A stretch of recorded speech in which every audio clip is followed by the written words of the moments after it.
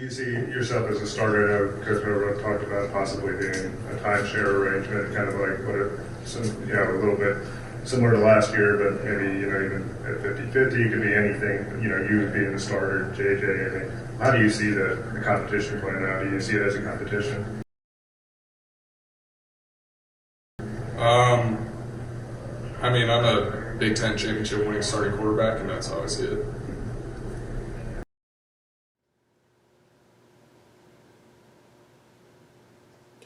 Welcome back to my channel. My name is Dr. Anwar Youssef Dunbar, and this is Big Discussions 76 Sports. First of all, please like this video, please share it, and please subscribe to my channel. If you see fit, shout out to Bowl Idol. Respect is earned. I'm going to jump right in. I just wanted to make a quick prediction video for the Hawaii game coming up this Saturday. I checked the current predictions and the spread, and Michigan is picked to win this game by 51 points.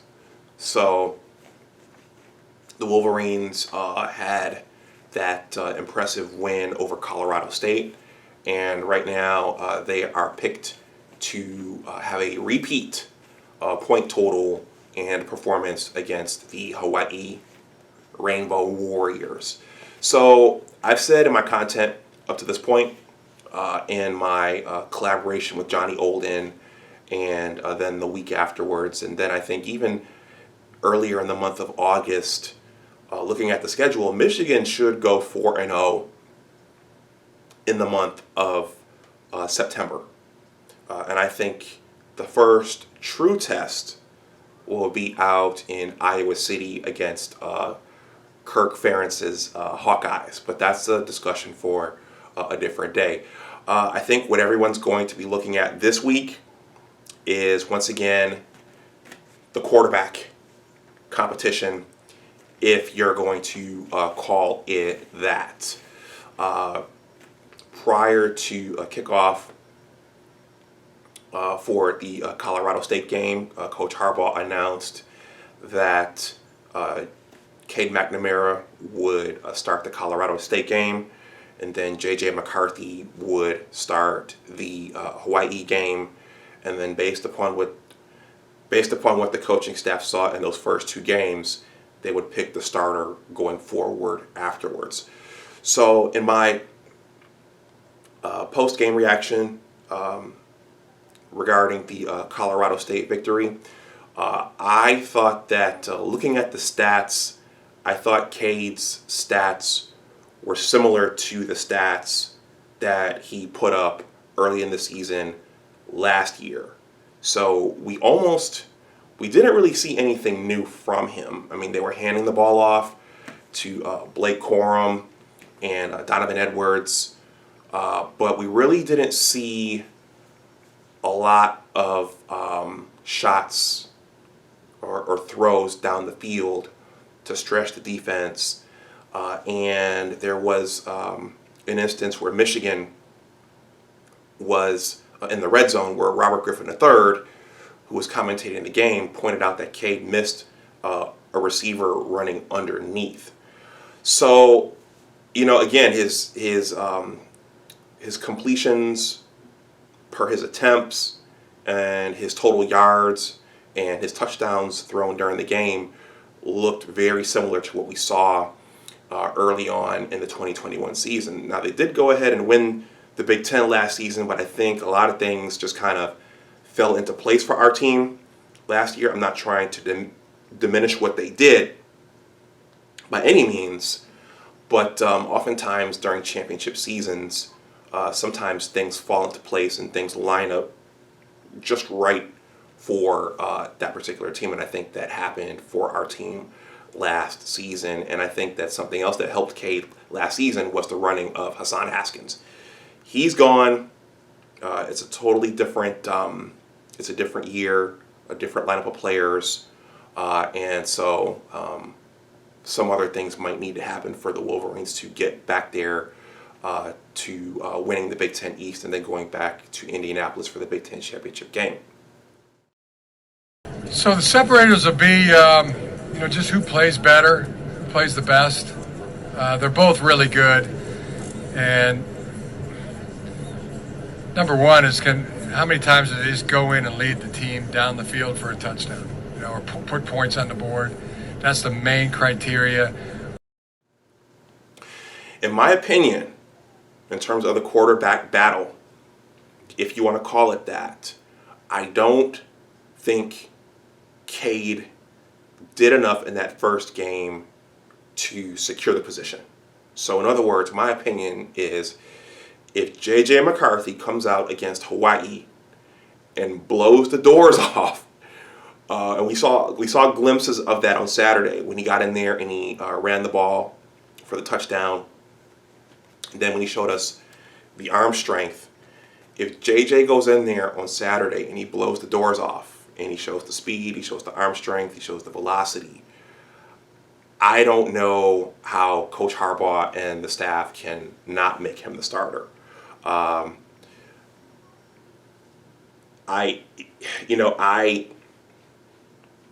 understanding athletics the way I understand them, I agonize a little bit for Cade to have to listen to all the chatter.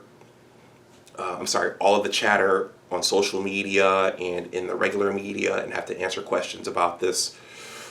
Having to answer questions about this after being the starter last year and winning the Big Ten, and then knowing that the guy behind you might be more talented. I know some of you guys are saying, "What do you mean might?" Knowing that the guy behind you is coming for your job and there's not much you can do to stop him, and the coaching staff assuring you that it's a fair competition, I agonize for the kid because that's hard. That's one of the hardest things as a player to go through. Only one person can play the quarterback position, and also the coaches know that Cade is the leader of the team, at least according to what I'm hearing.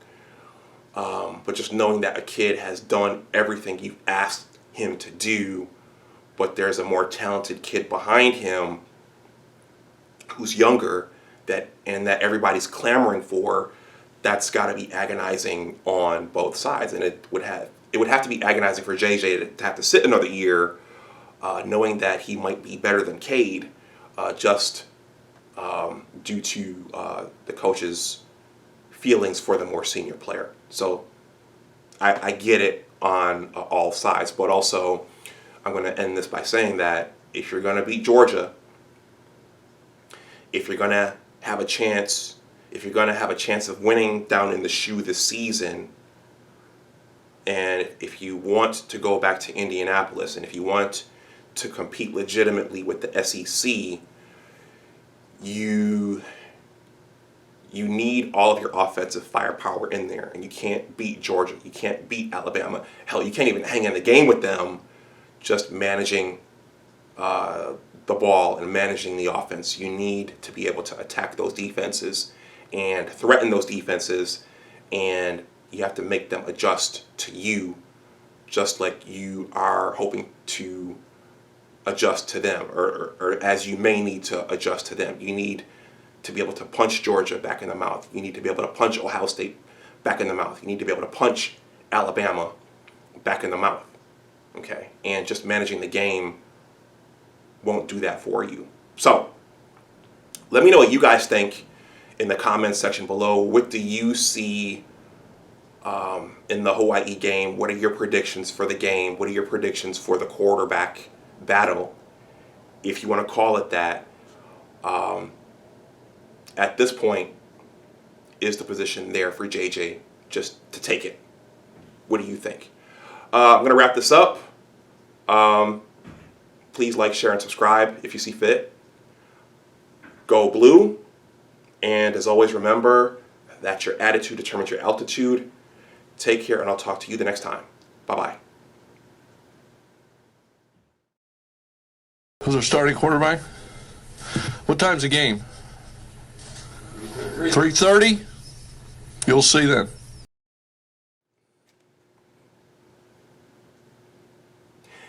Hey guys, I had a few more thoughts after shooting the first part of that video. This is a part of sports. So, in some positions, well, actually in all positions, whether it's football or basketball, in many instances, you're competing for your position, and you should compete for your position. It's a meritocracy, and nothing should be handed to you. And in many instances, it's all about what have you done for me lately.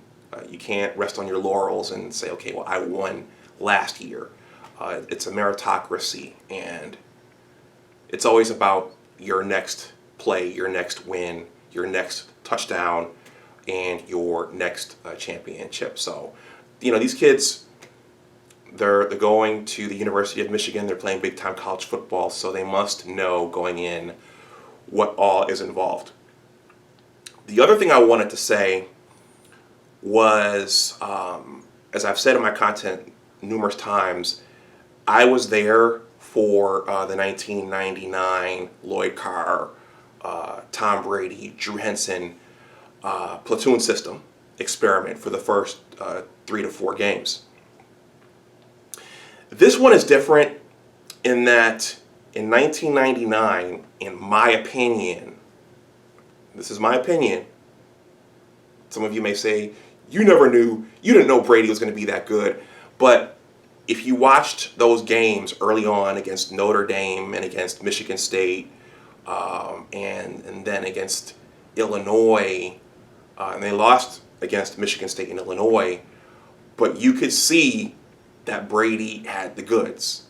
The way he commanded the offense, the fade routes that he threw, the poise that he showed late in the game up in East Lansing. You could see that Brady had the goods, and that despite Drew Henson being more physically gifted, being more highly touted, you could see that Brady, in my opinion, was a potential NFL quarterback. I mean, we obviously know what happened afterwards, and no one would have predicted what happened afterwards, but I'm just saying his ability to play the position, you could see it, okay? And you could see why it was hard for Lloyd Carr to turn the page and just go to Henson. This is different. Brady wasn't just a game manager. Brady could keep his team in games and bring his team back.